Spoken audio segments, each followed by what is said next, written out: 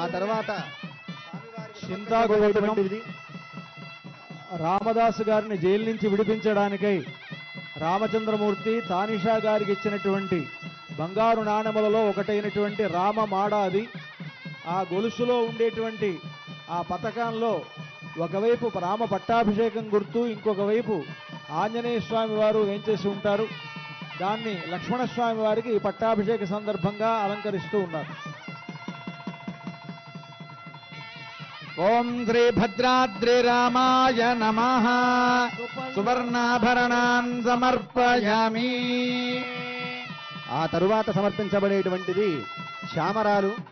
రాజుకి రాజసిద్ధిని సువర్ణోసీతి మంత్రేణ భగవతే శ్రీ ఓంకార రామాయ చామరద్వయం సమర్పయేత్. చామరం శ్రీకరం దివ్యం రాజ్యశోభాకరం పరమని చెప్పినట్లుగా ఈ చామరము శ్రీకరమైనటువంటిది, దివ్యమైనటువంటిది, రాజుకు శోభను కలిగించేటువంటిది అని మనకి రాజనీతి శాస్త్రం తెలియజేస్తోంది. అటువంటి చామరాలలో మాతృభక్తికి ప్రతీకుడైనటువంటి గరుత్మంతుణ్ణి ఆవాహన చేసినటువంటి వాటిని పితృభక్తికి ప్రతీకైనటువంటి రామచంద్రమూర్తికి సమర్పించడం చాలా విశేషం.